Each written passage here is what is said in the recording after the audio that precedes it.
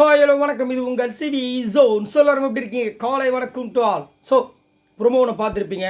கண்டிப்பாக வந்துட்டு என்னையா காலையிலே சண்டே அப்படின்னு தோணிருக்கும். இதில் உங்களுக்கு இந்த ப்ரொமோ பார்க்கும்போது யார் மேலே தவறு அப்படின்றத மறக்காமல் கீழே கமெண்ட்ஸ் பண்ணுங்கள். இதுக்கப்புறமா தான் நான் பேச போகிறேன். ஏன்னா உங்களுக்கு ஒரு தாட் வந்திருக்கு, அதை பார்த்தோன்னே கண்டிப்பாக வந்து ஒரு கோவங்கள் வந்திருக்கும். யார் மேலே தப்பு அப்படின்றத சொல்லுங்கள். என்னை பொறுத்த வரைக்கும் இது வந்துட்டு கண்டிப்பாக தீபக் மேலே தான் தப்புன்னு சொல்லுவேன். என்ன தான் வந்துட்டு அருணை வந்துட்டு நம்ம வந்து என்ன தான் கலாய்ச்சாலும் அவர் வந்து ட்விஸ்ட்டு பண்ணுறான்னு சொன்னாலும் காலையில் அவர் ஆரம்பித்த விஷயங்கள் மிகவும் தவறு. காலையில் எப்போயுமே பார்த்திங்கன்னா ஒரு ஒரு ஒரு ஒரு மாதிரி இருக்கும். எந்திரிச்சோடனே ஃப்ரெஷ்ஷாக வந்துட்டு ஜாலியாக பேசணும், சந்தோஷமாக இருக்கணும் அப்படி தான். சரிங்களா? இவர் என்ன தான் தப்பு பண்ணியிருக்கட்டும், அவர் வந்து ஒரு சீனியர், தீபக் வந்து ஒரு சீனியர் அப்படின்னு இருக்கும்போது அவர் வந்துட்டு காலையில் அவர் வராரு, இவங்க வந்து காப்பி போட்டுட்ருக்காங்க. ஆல்ரெடி வந்து ப்ரொவிஷனில் வந்து நிறைய கோலு, அந்த ப்ரொவிஷன் டாஸ்க்கே கிடையாது. ரொம்ப டஃப், அநியாயத்துக்கு டஃப். இப்படியெல்லாம் டஃப்பாக கொடுத்தா அப்புறம் எப்படி? அதுவும் சோத்தில் கை வைக்கலாமா? ஏன்னா அவங்க வந்து ஸ்ட்ரென்த்தாக விளையாடும்போது அவங்களுக்கு ஸ்ட்ரென்த்து தேவைப்படுது, மனநிலைமை பாதிக்கும். ஏன்னா பசியில் வந்து வயிறு வலிக்கும். அதுக்கெல்லாம் வந்து தேவையானது அந்த ஃபுட்டு, அந்த ஊட்டச்சத்து எல்லாமே அங்கே தான் இருக்குது. அதில் போய் வந்து இவ்வளோ கஷ்டமான ஒரு டாஸ்க்கை கொடுத்தா அவங்க விளையாட முடியாமல், எனக்கு தெரிஞ்சு ஒரு 2-3 பேருக்கு வந்து 500 பாயிண்ட்ஸ் கொடுத்துருக்கலாம். இப்போ முத்துக்குமரன் மஞ்சரிக்கெலாம் கொடுத்துருக்கலாம். மஞ்சரி கொடுத்தாங்க, முத்துக்குமரன் தர்ஷிகாக்கு ஸ்டார்டிங் வந்து ரிஜெக்ட் பண்ணிட்டாங்க. அதுக்கப்புறம் பிக் பாஸ் வந்து கொஞ்சம் அவருக்கே தோண ஆரம்பிச்சிருச்சு, இது வந்து வேறு மாதிரி போகுதுன்னு சொல்லிட்டு ஃபஸ்ட்டு மஞ்சரிக்கு, அதுக்கப்புறம் ஜாக்லின், அதுக்கப்புறம் ரயான், இவங்களுக்குலாம் வந்து கொடுத்து அந்த ப்ரொவிஷன் டாஸ்கில் கடைசியில் ஒரு 3000 பாயிண்ட் தான் வந்து, மொத்தமே வந்து 7500 பாயிண்ட்டுக்கு தான் வந்துட்டு அவங்களால இது பண்ண முடியும். மொத்தம் 15 பேர் தானே இருக்காங்க. ஸோ 500 பாயிண்ட் ரொம்ப டஃப். அந்த அதுவும் கேப்டனாக இருக்கார் ரஞ்சித், ஐயோ சரியான டுபாக்கூர். உண்மையாகவே என்ன பண்ணுறாருன்னே தெரியல. அதாவது கேப்டனாக இருக்கிறவர் வந்து ஒரு தலைமை தாங்கணும். நேற்று வந்து அந்த ப்ரொவிஷன் டாஸ்க்கை விளையாடுறாங்க.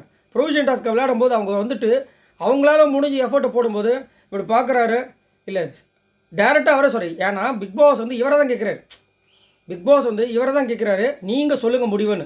அப்படின்னும் போது தன்னோட டீமுக்கு சப்போர்ட் பண்ண வேண்டியது அவரோட கடமை. அங்கே போயிட்டு இப்படி பார்க்குறாரு, இல்லை ரெண்டுமே ஃபெயிலுன்றார். அப்போ அவர் எப்படி கன்வின்ஸ் பண்ண முடியும்? அதனால தான் பிக் பாஸ் வந்து இவருக்கே கொடுத்தது. ஏன்னா இவர் கேப்டன்ஷிப் ஆனதுலேருந்தே பார்த்தீங்கன்னா ஒரு தொடநடுங்கி அப்படி தான் சொல்லி ஆகணும். நீங்கள் பேசுங்க, நீங்கள் எப்போ தான் பேசுவீங்க? அப்புறம் எதுக்கு நீங்கள் கேப்டனாக வந்தீங்க? நான் தான் சொன்னேன் இல்லையா, ஆல்ரெடி வந்துட்டு நிறைய பேர் வந்து சொன்னாங்க, நோகாமல் நொங்கு தின்னும் நம்மளுடைய ரஞ்சித் சார் அப்படின்னு சொன்னேன்.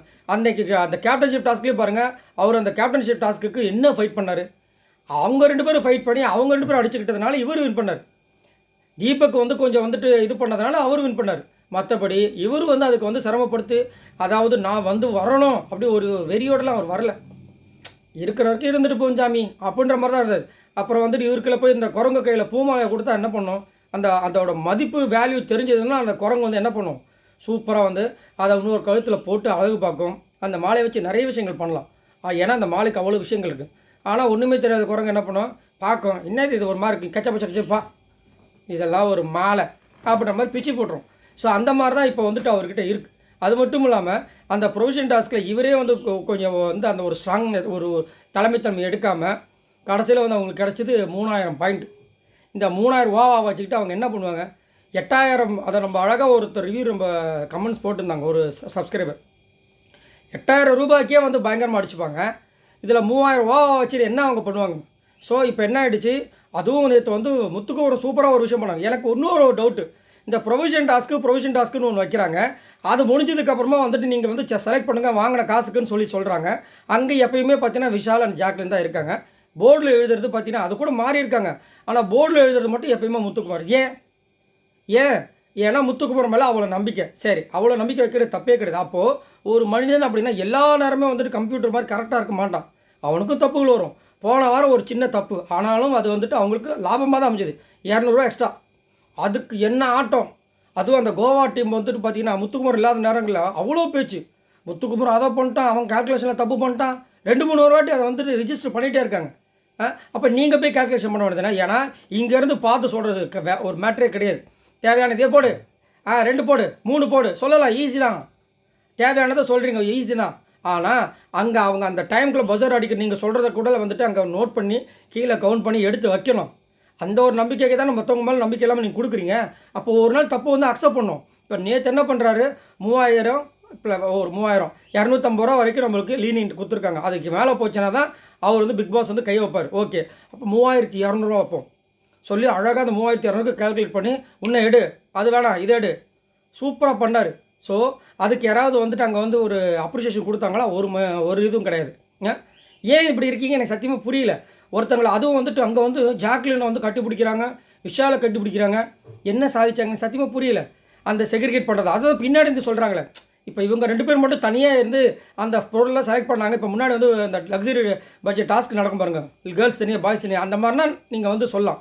இங்கே எல்லாருமே பின்னாடி இருந்து தான் வந்துட்டு சஜஷன் கொடுக்குறீங்களே, அது மேட்ரு கிடையாது.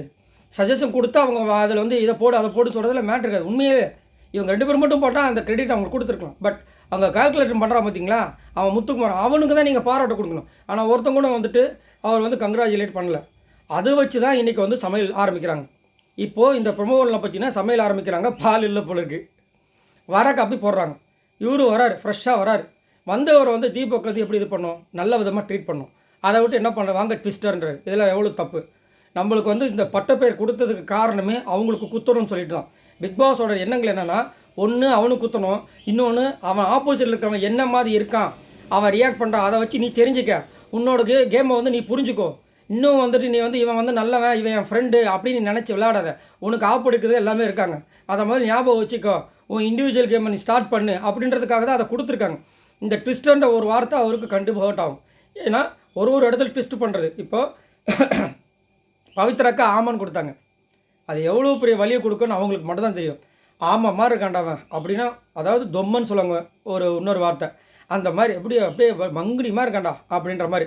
மங்குனி அமைச்சர், மங்குனின்றதும் வந்துட்டு ஒரு மாதிரி ஹர்ட் பண்ணுற வார்த்தை தான். ஆனால் அந்த வடிவேல் சொல்கிறதுனால மங்குனி அமைச்சரே அப்படின்னா காமெடியாக போயிடுச்சு. ஆனாலும் அவங்க வந்து ஒரு மாதிரி ஒரு ஒன்றுத்துக்கும் உதவாது, எப்பா இதெல்லாம் வேஸ்ட்டா அப்படின்ற மாதிரி. அதுக்கப்புறம் விஷம்னு கொடுத்துருந்தாங்க. அதை முத்துவே சொல்லார், இவங்க விஷம் அளவுக்குலாம் வந்து இல்லையா, அதே மாதிரி தர்ஷிகா விஷ பாம்பா அப்படின்னு அவரோட பாயிண்ட் ஆஃப் வியூவில்.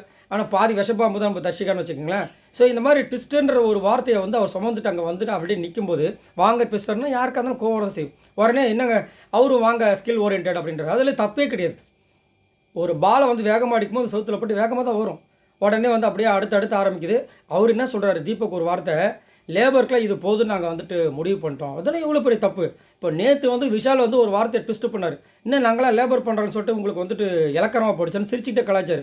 அப்போ உடனே தீபக் வந்து பாருங்கள், இதுக்கு நான் டிபேட் பண்ணுறதுக்கு ரெடியாக இருக்கேன், அந்த வார்த்தையை ட்விஸ்ட் பண்ணி இதை வேறு மாதிரி கொண்டு போயிடாதீங்கன்னு சொன்னார். கரெக்டாக சொன்னீங்க. ஏன்னா அது வந்து ரொம்ப சென்சேஷனலான ஒரு டாப்பிக்கு. ஸ்கில் ஓரியன்ட் தான் ஒஸ்தி, லேபர் ஜாப்லாம் வந்து ஒன்றுமே கிடையாதுன்ற மாதிரி மாறி போயிடும். அதனால் அங்கே வந்து டப்புன்னு பயந்து என்ன பண்ணார், நான் வந்து இதுக்கு டிபேட் பண்ணுற ரெடி, ஆனால் நான் அந்த மாதிரி குறைச்சி எடை போடலை அப்படின்னு ஒரு வார்த்தை மென்ஷன் பண்ணுறீங்க.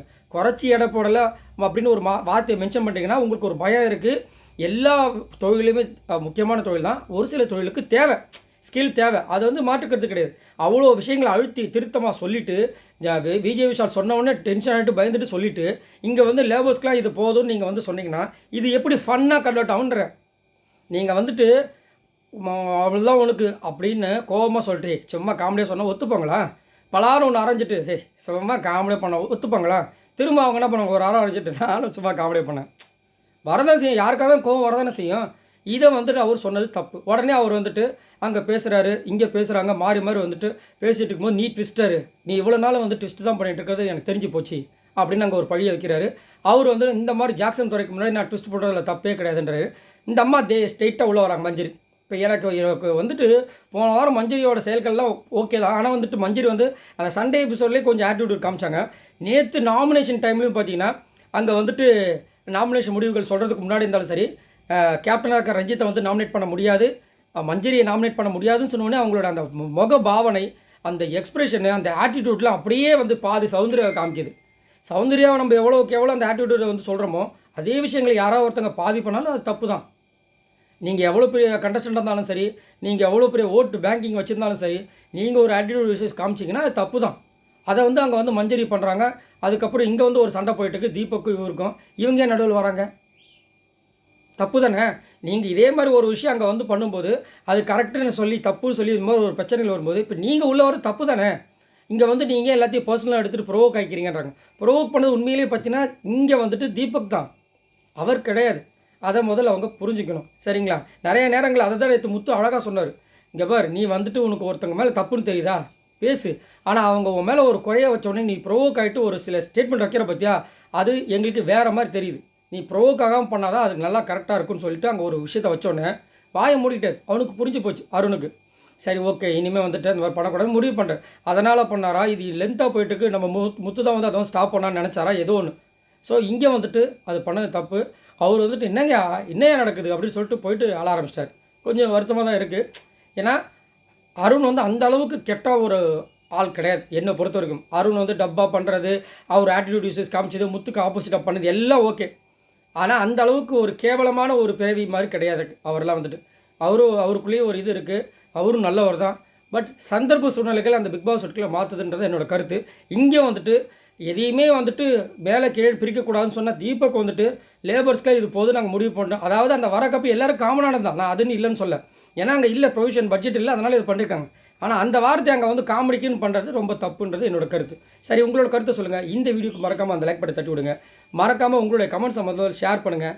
நான் அடுத்து ஒரு சூப்பரான வீடியோவில் சந்திக்கிறேன். மறக்காமல் நம்ம சேனலை சப்போர்ட் பண்ணுங்கள். பாய் நண்பர்கள்.